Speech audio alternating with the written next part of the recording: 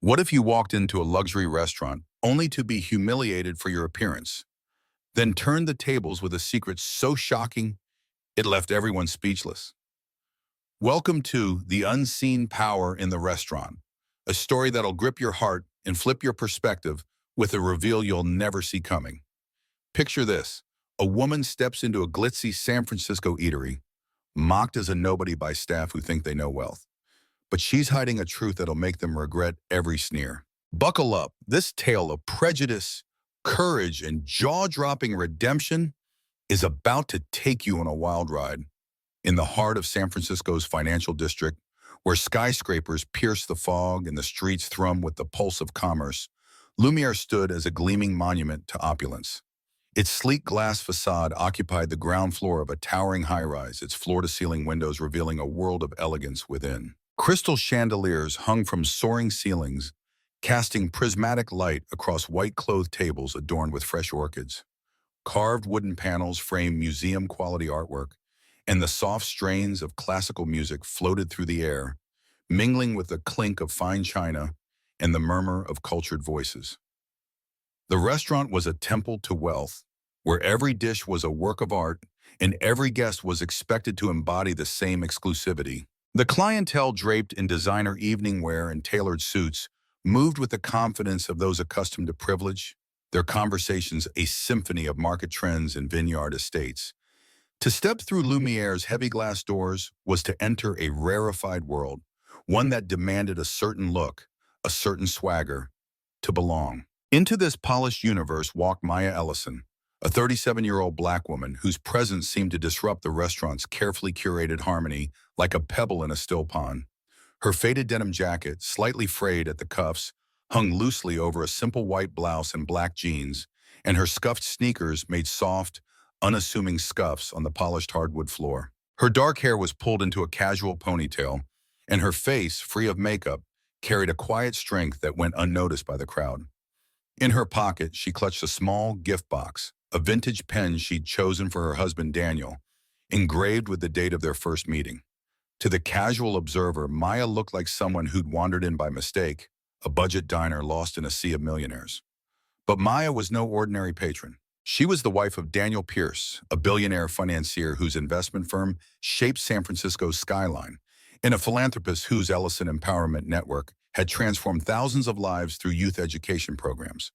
Today, she was here early to ensure their fifth wedding anniversary dinner would be perfect, but also to test Lumiere's values, to see if its staff lived up to the principles of respect she held dear. Sophia Grant, a 28-year-old hostess with a sleek blonde updo and a practiced smile, was the first to clock Maya.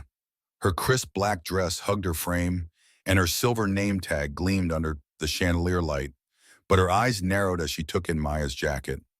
To Sophia, Maya was an anomaly, a glitch in Lumiere's flawless system.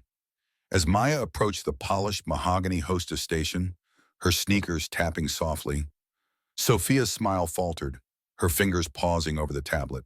"Can I help you, ma'am?" she asked, her voice dropping to a whisper, laced with a condescension that cut like a knife.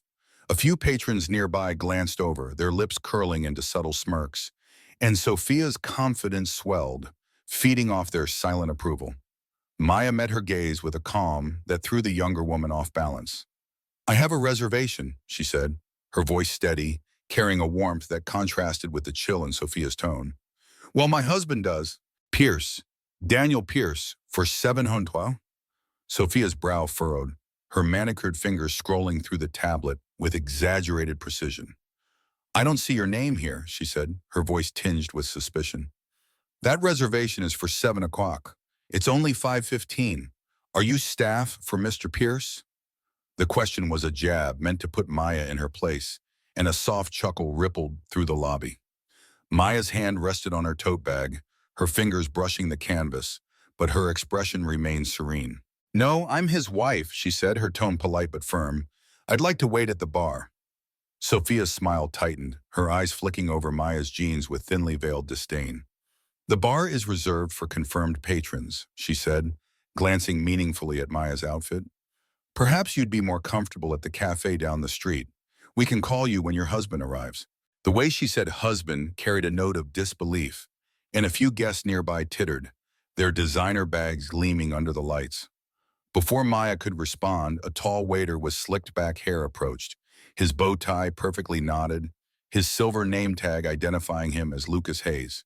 He'd overheard the exchange, and his lips twitched with a half-smile that didn't reach his eyes. "Is there a problem, Sophia, with Sir Amazon?" asked, his voice smooth but cold, his gaze assessing Maya from head to toe. Sophia leaned in, whispering something that made Lucas's eyebrows rise, his smirk widening. "Ma'am," he said, addressing Maya as if she were a child, "this is a fine dining establishment. The Pierce reservation is for our most distinguished guests. Perhaps there's been some confusion." The crowd's whispers grew louder, and Maya felt the weight of their judgment, but she refused to flinch. "There's no confusion," she said, her voice steady. "I'm Maya Ellison, Daniel Pierce's wife. I'd like to wait for him here." Lucas's laugh was sharp, cutting through the lobby like a blade.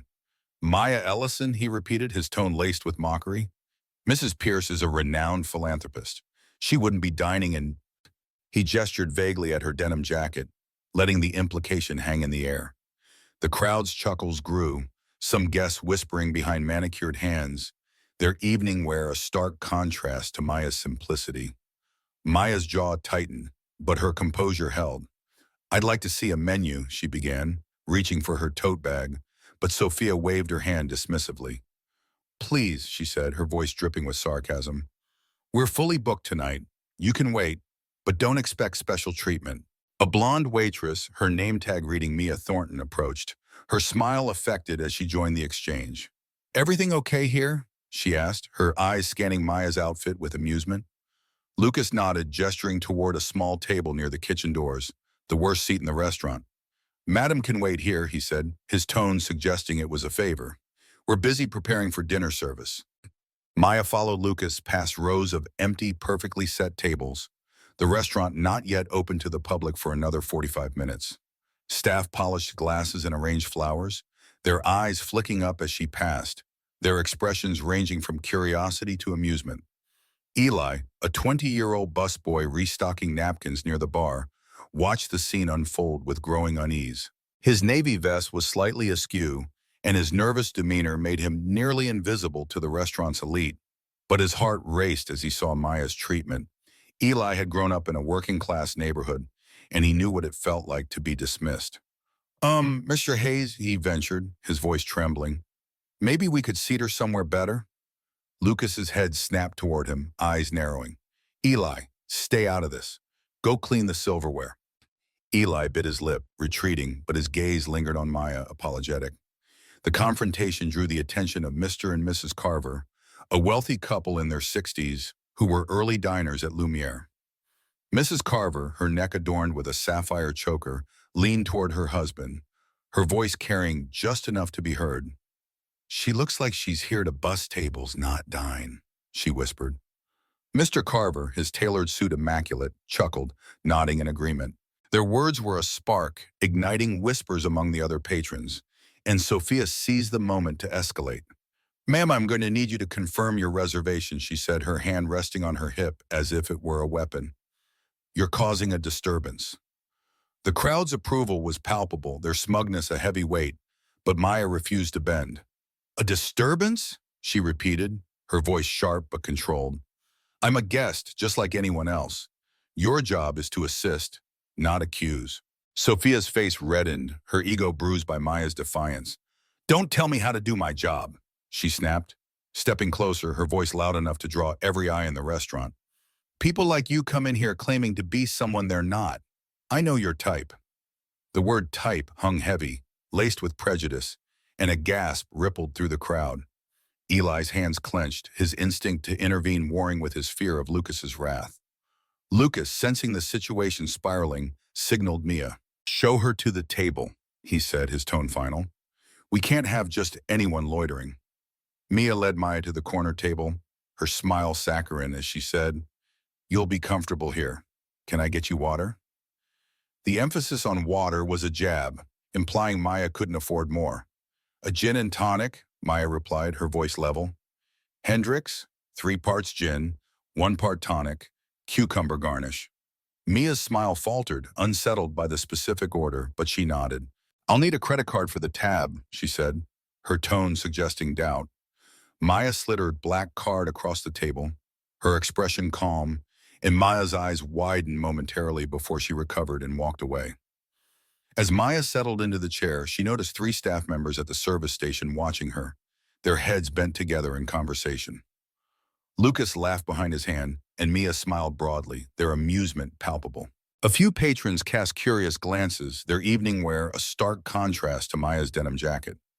The restaurant was still quiet, not yet open, but the staff's interest in Maya had evolved from casual dismissal to active entertainment. Two servers, Mia and a copper-haired waiter named Ethan, kept finding reasons to pass by her table, their smirks barely concealed. "Is everything all right over here?" Mia asked, her voice loud enough for her colleagues to hear. "Finding everything comfortable?" Maya nodded, her patience wearing thin, but her composure intact. "Yes, thank you," she said.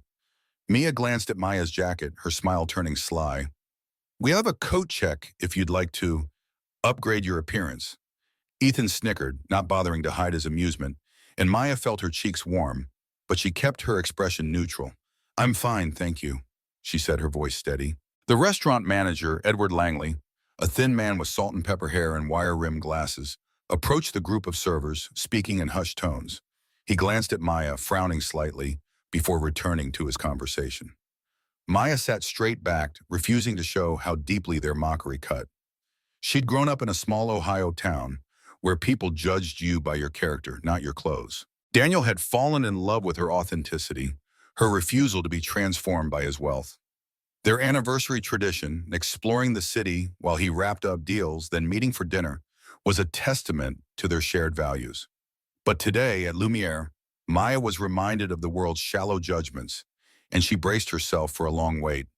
Her gin and tonic arrived 20 minutes later, lukewarm and weak, set down by Mia with barely concealed contempt.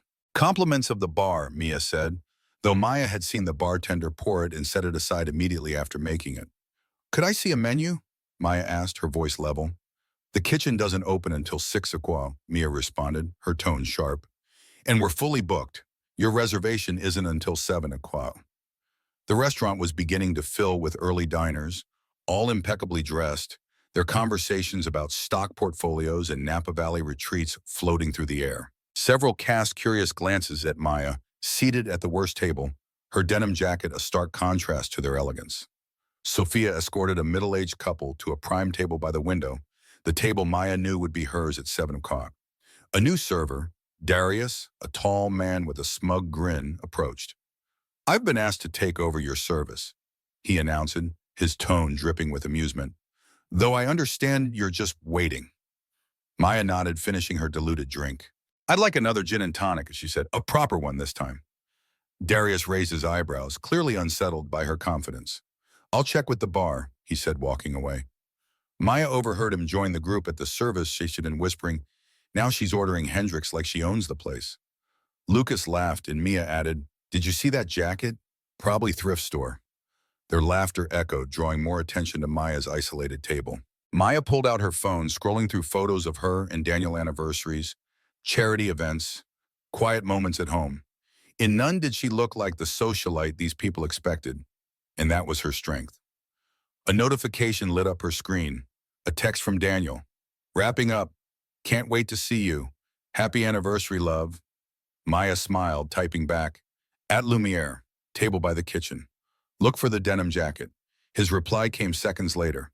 "My rebel queen, be there soon." As she pocketed her phone, Edward approached, his expression a mix of concern and skepticism. "Excuse me, miss," he said, hands clasped. "I'm Edward Langley, the general manager. I understand you're waiting for someone?" Maya nodded. "My husband, Daniel Pierce. He'll be here at 7 o'clock. Edward's eyebrows arched. "Daniel Pierce of Pierce Financial? I see. If you could provide some verification, we've had misunderstandings before." Before Maya could respond, an elderly woman at a nearby table caught her eye. Dressed in a navy gown with a pearl brooch, she gave Maya a sympathetic look, her face familiar from charity circles. "Mrs. Ellison?" the woman asked, rising from her table. Maya looked up, recognition dawning. "Mrs. Hawthorne, how lovely to see you." Mrs. Hawthorne, chairwoman of a literacy foundation Maya supported, turned to Edward. Do you know who this is? Maya Ellison, one of our greatest benefactors. She and her husband, Daniel, funded our new youth library. Edward's face shifted, his skepticism crumbling. I, I wasn't aware, he stammered. Maya is a visionary. Yeshayao, Mrs. Hawthorne continued. Her work inspires thousands. I hope you're taking care of her. Edward nodded vigorously. Absolutely, Mrs. Hawthorne. We value all our guests. The older woman gave him a knowing look before returning to her table. Edward's demeanor transformed. Mrs. Ellison, please accept my apologies. Would you prefer a better table? Maya shook her head, her voice calm. This table is fine. I wouldn't want to disrupt your arrangements. Edward hesitated, clearly uncomfortable, then retreated, his earlier confidence shaken. Maya sipped her drink, watching the staff's attitude shift. Sophia, Lucas, and Mia gathered at the service station, their earlier amusement replaced by unease. Darius whispered something to Lucas, who glanced at Maya with new wariness. The clock showed 6:40 p.m., just 20 minutes until Daniel's arrival. Maya could have called to him to end the ordeal, but she wanted the staff to face the full weight of their misjudgment. A new server, a young woman who hadn't joined the mockery, set down a plate of appetizers. Compliments of the chef, Mrs. Ellison, she said quietly. I'm sorry about earlier. Maya thanked her, noting how news of her identity was spreading. Across the room, Mia was being lectured by Edward, her expression mortified as she glanced at Maya. The restaurant was now in full swing, every table occupied by San Francisco's elite, their chatter a backdrop to the unfolding drama. Maya remained the subject of curious glances, but the tone had shifted. Some patrons now looked with recognition, others with embarrassment for their earlier assumptions. At precisely 7:00, the glass doors swung open, and Daniel Pierce entered, his presence commanding the room. At 44, he was tall and broad-shouldered, his charcoal suit tailored to perfection, his dark hair touched with silver. His quiet confidence needed no ostentation, his only adornment a vintage watch Maya had given him years ago. Sophia rushed forward, her smile strained. Good evening, sir. Welcome to Lumiere, she said, her voice trembling. Daniel nodded politely. Thank you. I believe my wife is already here, Maya Ellison. The color drained from Sophia's face, her eyes darting to Maya's corner table. Your wife? Yes, she's here, she stammered. Right this way. As Daniel followed Sophia through the restaurant, heads turned, some patrons nodding in recognition. Maya watched him approach, her heart warming at his familiar smile, but she braced herself for the reckoning about to unfold. The staff's mockery had set the stage, and Daniel's arrival was the curtain rising on a lesson they'd never forget. The Lumiere restaurant was a tinderbox, its crystal chandeliers and white-clothed tables now a stage for a confrontation that had every patron and staff member holding their breath. Maya Ellison sat at the worst table by the kitchen doors, her faded denim jacket a stark contrast to the opulence around her, yet her calm radiated a power that made the air crackle with anticipation. Sophia Grant, the hostess, stood frozen behind the mahogany desk, her sleek blonde updo unraveling slightly, her earlier smirk replaced by a flicker of panic as she processed Daniel Pierce's arrival. Lucas Hayes, the waiter, gripped his bow tie, his slicked back hair no shield against the growing unease in his sharp eyes. Mia Thornton, the blonde server, hovered near the service station, her affected smile gone, her name tag glinting as she whispered nervously to her colleagues. The crowd, San Francisco's elite, adorned in designer gowns and tailored suits, watched in hushed silence, their phones discreetly raised, sensing a drama about to unfold. Eli, the young busboy, stood near the bar, his navy vest askew, his heart racing with awe at Maya's quiet strength, his earlier courage now a spark of hope. Mr. and Mrs. Carver, the snobbish couple, stood among the diners, their earlier scorn now tinged with doubt, their murmurs quieter as Daniel's presence shifted the room's energy. Maya's text to her assistant had set a plan in motion, and her husband's arrival was the catalyst for a reckoning. The restaurant was no longer a temple of luxury, it was a battlefield, and Maya was about to claim victory. Daniel Pierce strode through the restaurant, his charcoal suit exuding quiet authority, his silver-flecked hair catching the chandelier light. At 44, he was a billionaire financier whose investment firm shaped the city's skyline. Yet his demeanor was unassuming, his only adornment a vintage watch Maya had gifted him. His dark eyes locked onto Maya, and a warm smile broke across his face, softening the intensity that had silenced the room. "There's my queen," he said, bending to kiss her cheek before taking the seat opposite her at the corner table. The crowd's whispers grew, some patrons recognizing him, others puzzled by his choice of seat. Sophia trailed behind, her hands trembling. Her earlier condescension shattered. Lucas and Mia exchanged panicked glances, their earlier amusement now a weight they couldn't shed. Eli's eyes widened, his napkins forgotten, while the Carvers stood frozen. Mrs. Carver's sapphire choker dull against her flushed cheeks. Daniel's gaze swept the table, noting its proximity to the kitchen, and his smile tightened, a dangerous glint in his eyes. "Happy anniversary, love," he said to Maya, his voice warm but edged with curiosity. "Interesting choice of table." Maya's lips curved into a faint, knowing smile, her earlier calm now laced with a quiet resolve. "It's been an educational wait," she said, her voice steady, carrying a weight that made the room feel smaller. Daniel raised an eyebrow, sensing the undercurrent in her tone, but before he could ask, Edward Langley, the manager, appeared at their table, his wire-rimmed glasses glinting, his salt and pepper hair slightly askew.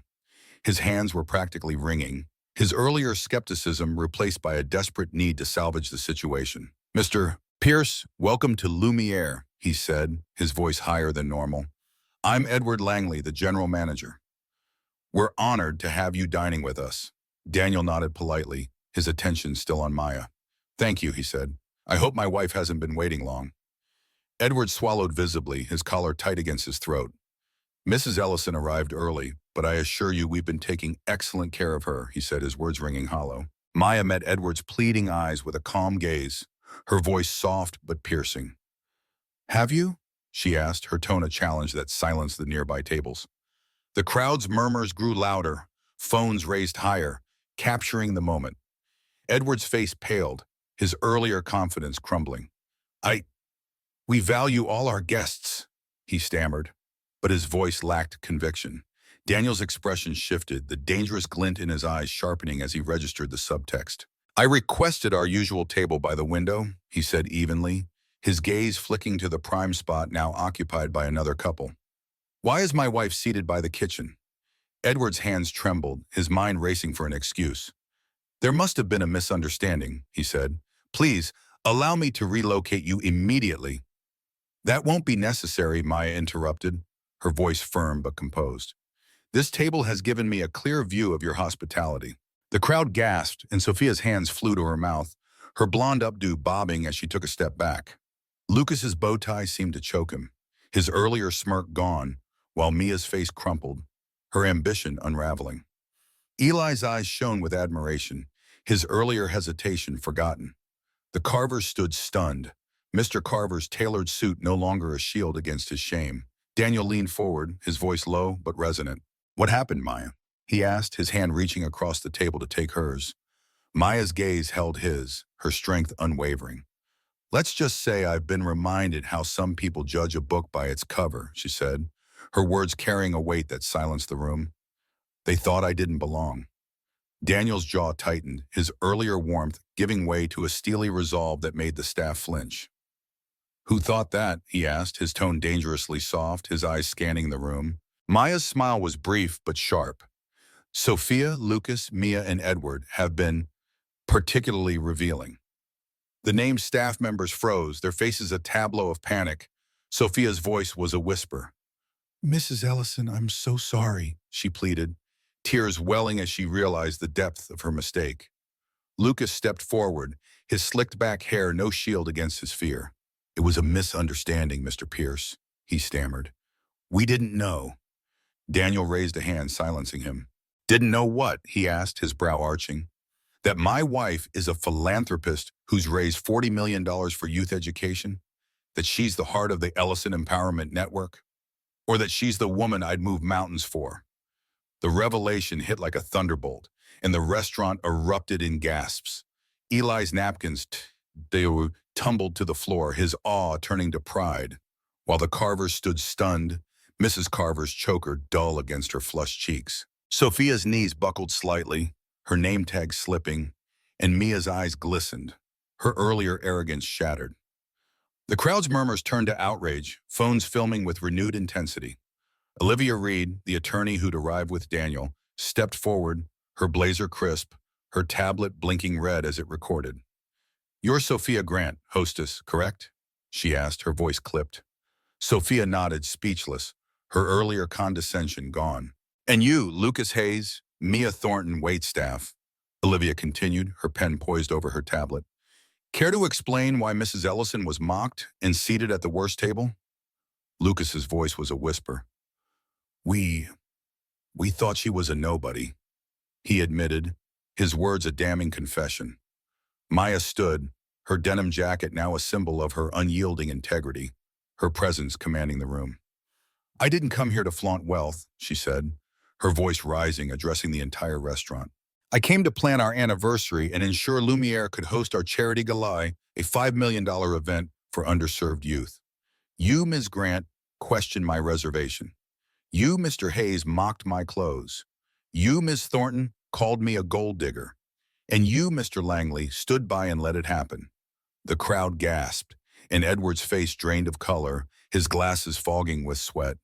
Sophia's tears fell faster, her career unraveling, while Lucas's hands trembled, his ambition crushed. Mia's voice broke. "We're sorry," she pleaded, but Maya's gaze was unrelenting. "Your apologies mean nothing if you don't change," she said. "This isn't about me.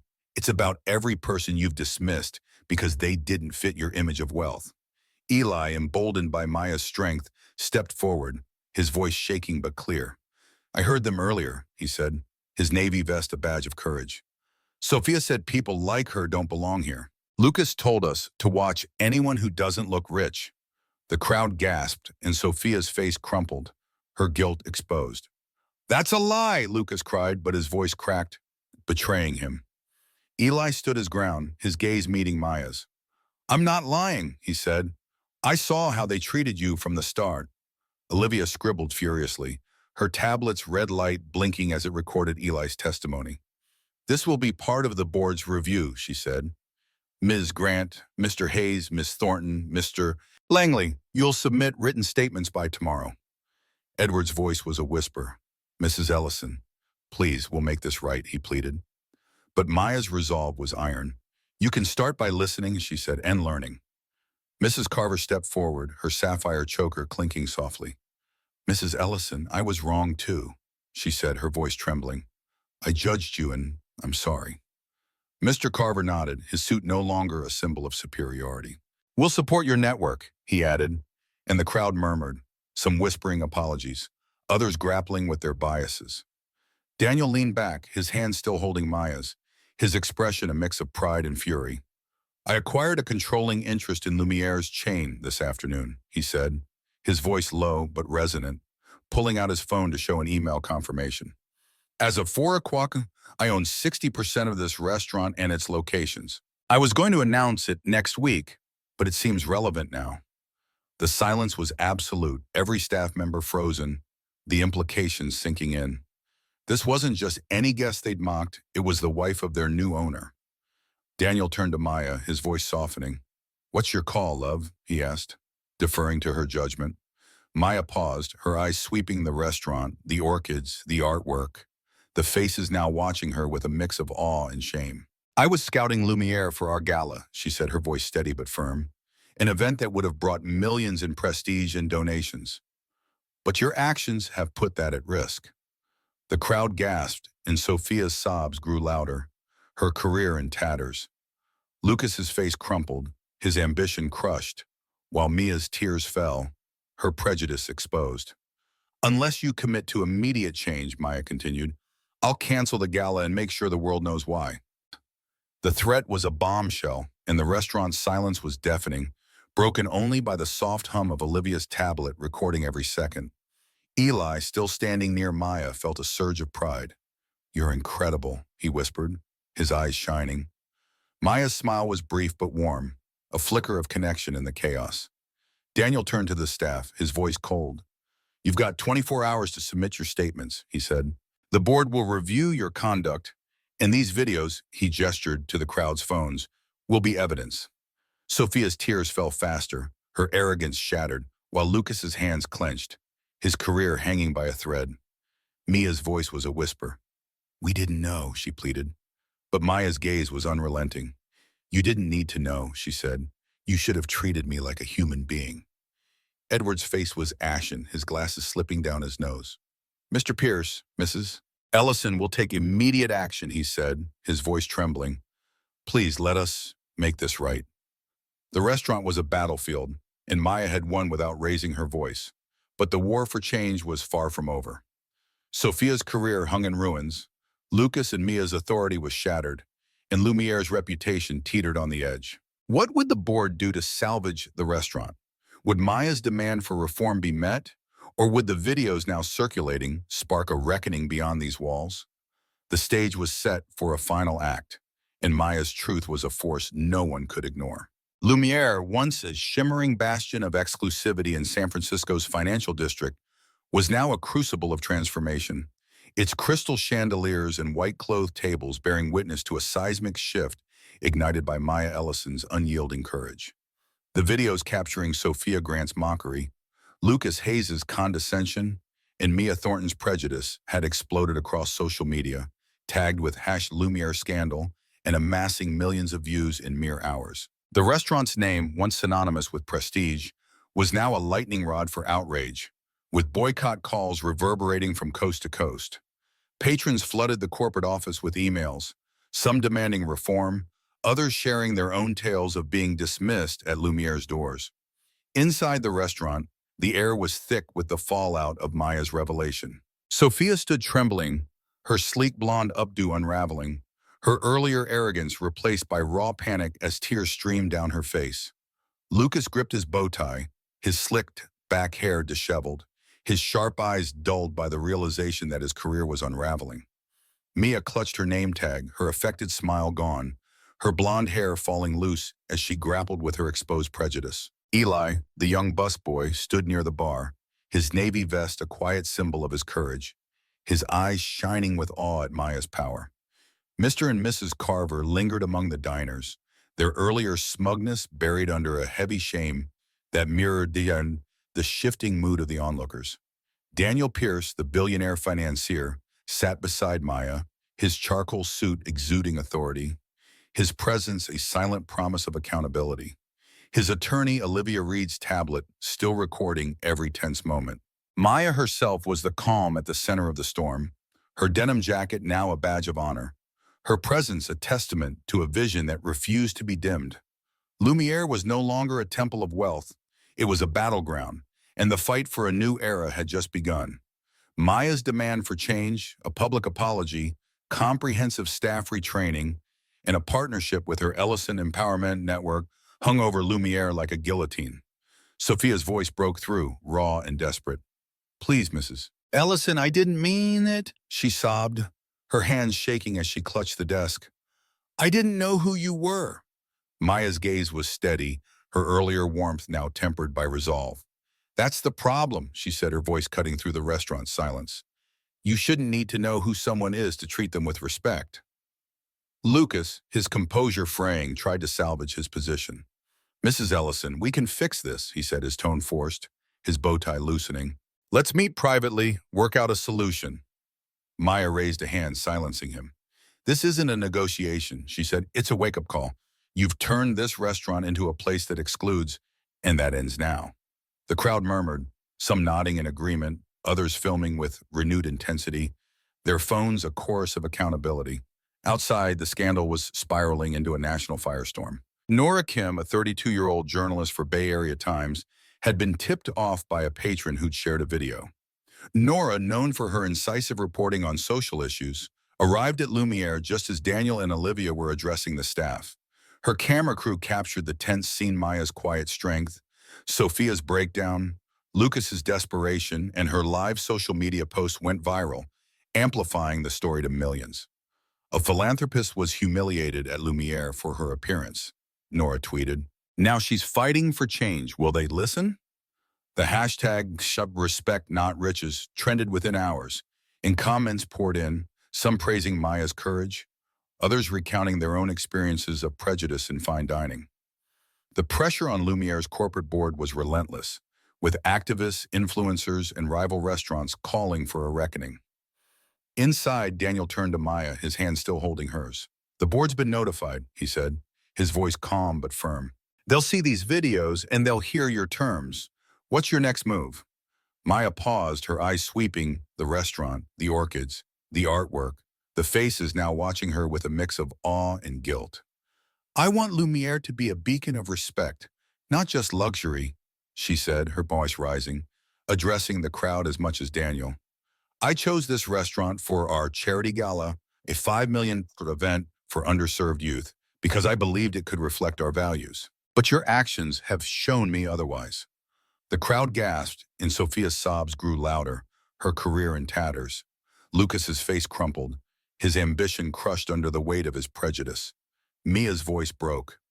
We're sorry, she pleaded, tears falling freely, but Maya's gaze was unrelenting. Your apologies mean nothing without change, she said. This isn't about me, it's about every person you've dismissed because they didn't fit your image of wealth. Eli, emboldened by Maya's strength, stepped forward, his voice shaking but clear. I heard them earlier, he said, his navy vest a badge of courage. Sophia said people like her don't belong. Lucas told us to watch anyone who doesn't look rich. The crowd gasped, and Sophia's face crumpled, her guilt exposed. That's a lie, Lucas cried, but his voice cracked, betraying him. Eli stood his ground, his gaze meeting Maya's. I'm not lying, he said. I saw how they treated you from the start. Olivia scribbled furiously, her tablet's red light blinking as it recorded Eli's testimony. This will be part of the board's review, she said. Mrs. Grant, Mr. Hayes, Miss Thornton, Mr. Langley, you'll submit written statements by tomorrow. Edward's face was ashen, his glasses slipping down his nose. Mr. Pierce, Mrs. Ellison, we'll take immediate action, he said, his voice trembling. Please let us make this right. Mrs. Carver stepped forward, her sapphire choker clinking softly. Miss Ellison, I was wrong too, she said, her voice trembling. I judged you and I'm sorry. Mr. Carver nodded, his suit no longer a symbol of superiority. We'll support your network, he added, and the crowd murmured, some whispering apologies, others grappling with their own biases. Maya's gaze softened, but her resolve was iron. I was scouting Lumiere for our gala, she said, her voice steady, an event that would have brought millions in prestige and donations. But your actions have put that at risk. The crowd gasped, and Sophia's tears fell faster, her career unraveling. Lucas's hands trembled, his ambition crushed, while Mia's eyes glistened, her prejudice exposed.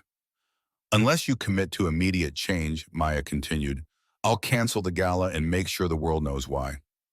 The threat was a bombshell. In the restaurant, silence was deafening, broken only by the soft hum of Olivia's tablet recording every second. The next day, Lumiere's corporate office, housed in a steel and glass tower overlooking the bay, was in chaos. The board, led by chairwoman Evelyn Carter, held an emergency meeting as the scandal dominated headlines. Nora's article, The Unseen Power Who Exposed Lumiere's Prejudice, was picked up by national outlets, and protests gathered outside the restaurant demanding reform. Evelyn, a pragmatic executive in her 60s, knew the stakes. Ignoring Maya's demands would tank Lumiere's brand, but complying meant admitting fault, a bitter pill for a company built on perfection. She reached out to Maya, offering a partnership with the Ellison Empowerment Network, a public apology, and a $4 million donation to her youth education program. Maya, ever strategic, accepted but with conditions. Eli's promotion to a leadership training program, full staff retraining, and a commitment to inclusive guest policies. Evelyn agreed, knowing the alternative was financial ruin. Sophia was demoted to a back office role, her dreams of climbing the hospitality ladder crushed, and required to volunteer 300 hours at Maya's foundation, a humbling assignment she accepted with gritted teeth. Lucas and Mia were placed on probation and mandated to undergo retraining. Their aspirations stalled. Eli, however, was the beacon of hope. Maya, impressed by his courage, offered him a scholarship to a hospitality management program and a mentorship role at her foundation. Eli's eyes shone with gratitude, his future now brighter than he'd ever imagined. Maya redirected her charity gala to a rival venue, a community-focused restaurant that embraced her vision. The event was a triumph, drawing thousands, including Nora, who covered it live, and the Carvers, who donated generously, their earlier prejudice replaced by admiration. The gala unveiled a new scholarship fund for hospitality students from underserved backgrounds, funded by Lumiere, and raised $6 million, cementing Maya's legacy as a trailblazer who transformed an industry. In a surprising twist, Sophia appeared at the gala's closing ceremony, her dress replaced by a plain blouse, her face raw with remorse. She approached Maya, her voice low. "Mrs. Ellison, I was wrong," she said. "I want to make this right. Can I volunteer long-term at your foundation?" Maya studied her gaze piercing but not unkind. "Actions speak louder than apologies," she said. "Prove you have changed." Sophia nodded, a flicker of hope in her eyes, and Maya allowed her to join, knowing redemption was possible but not guaranteed. Over time, Sophia's dedication earned cautious respect, her transformation a testament to Maya's influence. Lumiere emerged transformed, with new policies ensuring every guest was treated equally. Eli's promotion inspired other young employees, and the restaurant's bookings rebounded as it embraced a broader clientele, its once exclusive aura now tempered by humility. Nora's follow-up article, How Maya Ellison Redefined Fine Dining, sparked a national conversation about prejudice in hospitality, with other restaurants adopting similar reforms. The hashtag Respect Not Riches became a rallying cry, and Maya's story inspired countless others to challenge injustice. Maya continued her work, mentoring Eli and others, her denim jacket a symbol of her unyielding integrity. She became a quiet legend, a woman who had faced prejudice with grace and turned it into progress. Her legacy was not in the galas she hosted, but in the lives she uplifted, the systems she changed, and the truth she refused to let die. Lumiere was no longer a gatekeeper of wealth. It was a testament to the power of one woman's vision. Have you ever been judged for how you looked? Share your story in the comments and let's inspire each other. Hit that subscribe button for more epic tales that'll change how you see the world. This is PA Storytime, and we're just getting started.